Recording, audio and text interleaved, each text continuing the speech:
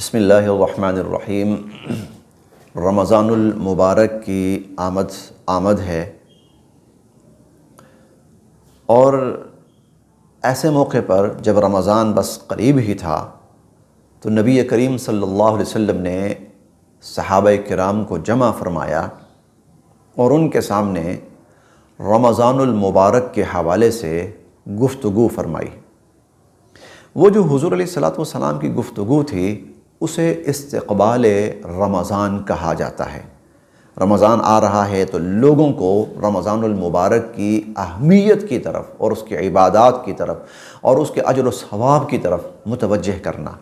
چنانچہ وہ جو استقبال رمضان کا آپ خطبہ کہہ لیں یا استقبالیہ کہہ لیں، تو جو حضور نے فرمایا تھا وہ آپ کے سامنے پیش کیا جاتا ہے۔ گویا کہ حضور کی سنت ہوئی ایک طرح سے کہ رمضان سے پہلے رمضان کی طرف متوجہ کیا جائے۔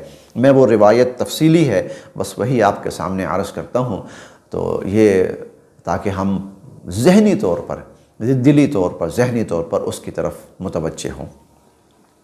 عن سلمان، حضرت سلمان فارسی رضی اللہ عنہ فرماتے ہیں، قال خطبنا رسول اللہ صلی اللہ علیہ وسلم فی آخر یوم من شعبان، حضور علیہ الصلوۃ والسلام نے شعبان کے آخری دنوں میں سے، یہ اب شعبان ہی کا مہینہ چل رہا ہے اور آخری دن ہے، تو شعبان کے آخری دنوں میں سے ایک دن حضور صلی اللہ علیہ وسلم نے ہمیں ایک خطبہ دیا، ہمارے ساتھ بات چیت کی۔ فقال، تو آپ نے فرمایا، یا ایھا الناس، اے لوگو، قد اظلکم شہر عظیم، ایک بہت بڑا مہینہ، بہت عظیم مہینہ تمہارے اوپر سایہ فگن ہونے لگا ہے، یعنی اپنی رحمتوں کا سایہ تم پر ڈالنے لگا ہے۔ شہر مبارک، اور یہ بہت ہی بابرکت مہینہ ہے۔ شہر فیہ لیلۃ خیر من الف شہر، اور یہ وہ مہینہ ہے کہ جس کی ایک رات 1000 مہینوں کی رات سے افضل ہے، لیلۃ القدر۔ شہر جعل اللہ صیامہ فریضہ، اور یہ وہ مہینہ ہے کہ جس کا روزہ رکھنا اللہ تعالیٰ نے فرض فرمایا ہے۔ وقیام لیلہ تطوعا، اور اللہ رب العزت نے اس کی راتوں کے اندر قیام کرنا یعنی نماز تراویح ادا کرنا۔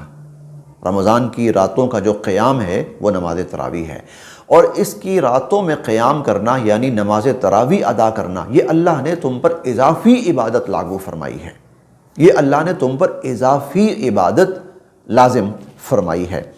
من تقرب فیہ بخصلۃ من الخیر، جو آدمی اس مہینے میں نیکی اور بھلائی کا کوئی ایک کام کرے تاکہ اس کے ذریعے اللہ کا قرب حاصل کرے۔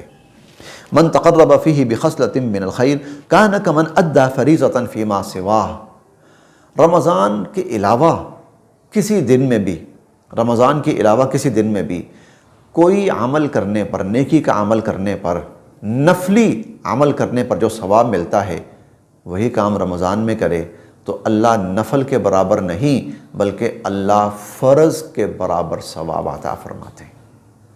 عام دنوں میں کرے تو ثواب نفل کے برابر ہے، نفلی عمل ہے، مستحب عمل ہے، نفل کا برابر ثواب ملتا ہے۔ رمضان میں کام وہی ہے، لیکن رمضان کی برکت یہ ہے کہ رمضان میں کرے گا تو فرض کے برابر ثواب ملے گا۔ آگے فرمایا کہ ومن ادی فریضۃ فیما سواہ، ومن ادی فریضۃ فیہ کان کمن ادی 70 فریضۃ فیما سواہ، اور رمضان میں اگر کوئی شخص فرض عمل ادا کرے، وہ تو نفل تھا، رمضان میں کیا تو فرض کے برابر ثواب، لیکن رمضان میں فرض ادا کرے تو اللہ تعالیٰ اس ایک فرض کی ادائیگی پر 70 فرائض کے برابر اس کو ثواب عطا فرماتے ہیں۔ یعنی یوں کہہ لیں کہ عام رمضان کے اندر ایک شخص نے فرض نماز پڑھی، فرض کیا، ایک فرض نماز پر اس کو ایک نیکی ملی، رمضان کے اندر اس کو وہی فرض اتنا ہی ادا کرنے پر 70 نیکیاں ملیں گی، ثواب 70 گنا بڑھ جائے گا۔ وَهُوَ الشَّهْرُ الصَّبْرُ، اور یہ صبر کا مہینہ ہے، انسان بہت سی چیزوں سے رکتا ہے۔ وَالصَّبْرُ ثَوَابُهُ الْجَنَّةُ، اور صبر کا ثواب وہ تو جنت ہے۔ وَشَهْرُ الْمُوَاسَاةِ، آئے ہائے بڑا عجیب لفظ ہے، یہ لفظ پڑھ کے اور اپنا معاشرہ دیکھ کے ڈر لگتا ہے۔ شہر المواسات، یہ تو ایک دوسرے کا خیال رکھنے کا، ایک دوسرے کے ساتھ خیرخواہی کرنے کا اور ایک دوسرے کے ساتھ غمخواری کرنے کا مہینہ ہے۔ افسوس ہم نے اس کو لوٹ مار کا مہینہ بنا دیا۔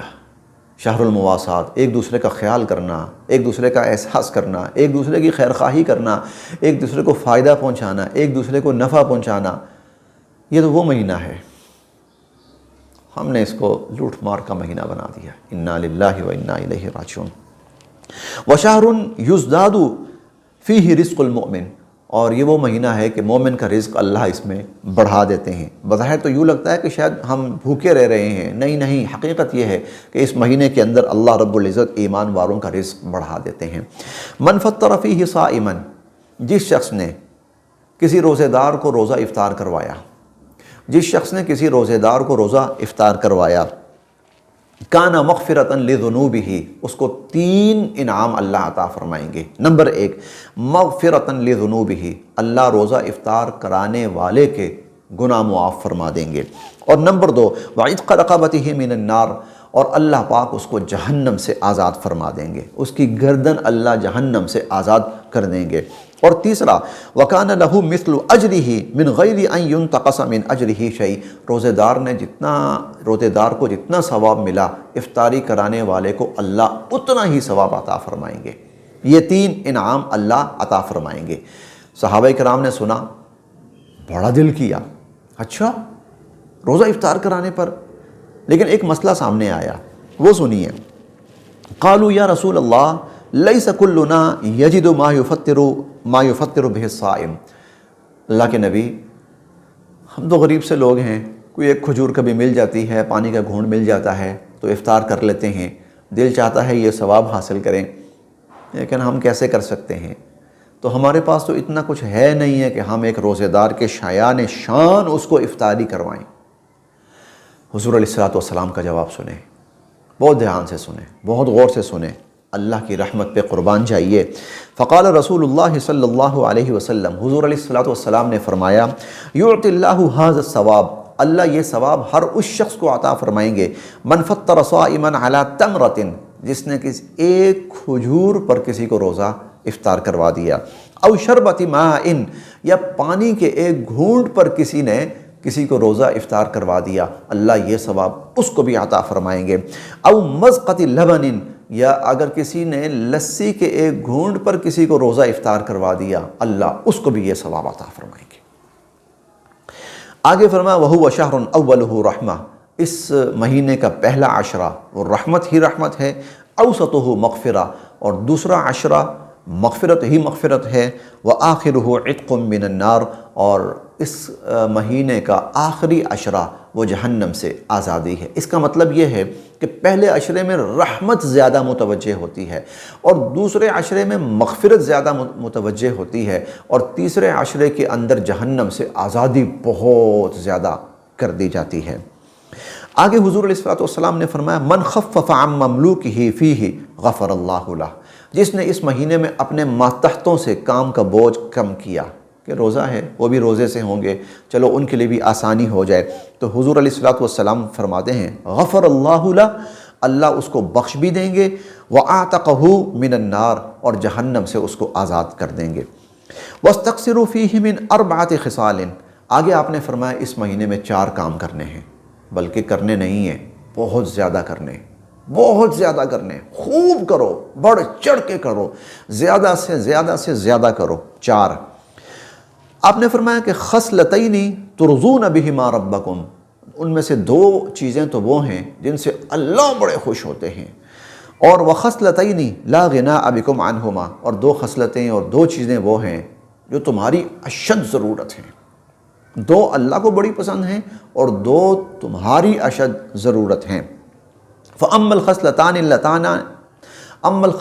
اللَّتَانِ، وہ 2 عادتیں ترضون بہما ربکم جو اللہ کو بڑی پسند ہیں، تو آپ نے فرمایا شہادت لا الہ الا اللہ، لا الہ الا اللہ، کلمہ لا الہ الا اللہ یہ پڑھتے رہو، لا الہ الا اللہ کی گواہی دیتے رہو، یعنی کلمہ لا الہ الا اللہ پڑھتے رہو، وتستغفرون، اور جتنا ہو سکے اللہ سے بخشش کی دعا کرتے رہو، یہ اللہ کو بڑی پسند ہیں 2 چیزیں۔ اور وَأَمَّا الْخَصْلَتَانِ اللَّتَانِ لَا غِنَاءَ بِكُمْ، اور وہ دو عادتیں جو تمہاری اشد ضرورت ہیں اور تمہارا اس کے بغیر گزارا نہیں ہے۔ آپ نے فرمایا فَتَسْأَلُونَ اللَّهَ الْجَنَّةَ وَتَعَوَّذُونَ بِهِ مِنَ النَّارِ، تو اللہ رب العزت سے جنت کا سوال کرو اور خوب کرو، اور جہنم سے پناہ مانگو اور خوب مانگو۔ جنت مل گئی اور جہنم سے بچ گیا، اس سے بڑی کامیابی کیا ہے؟ اس سے بڑی کامیابی کیا ہے؟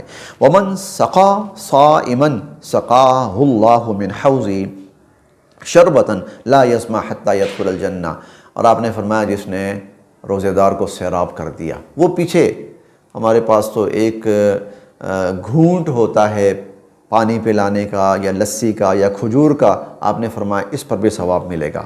اب اگلا، اور جس نے کسی روزے دار کو سیراب کر دیا، خوب کھلایا پلایا، اچھی جس طرح ہمارے ہاں افطار پارٹیز ہوتی ہیں، اللہ تعالیٰ نے جس نے اس روزے دار کو اس طرح اس کا اکرام کیا، تو اللہ اس کو میرے حوض کوثر سے ایسا سیراب فرمائیں گے، لا یظمأ حتی یدخل الجنہ، جنت میں داخل ہونے تک اسے پھر کبھی پیاس نہیں لگے گی۔ یہ وہ حضور علیہ الصلوۃ والسلام کا استقبالیہ خطبہ ہے جو رمضان کے موقع پر حضور علیہ الصلوۃ والسلام نے ارشاد فرمایا تھا، اسی طرز عمل کو سامنے رکھتے ہوئے آپ کے سامنے بیان کیا گیا ہے۔ اللہ پاک ہمیں عمل کا راستہ ہمارے لیے آسان فرمائے۔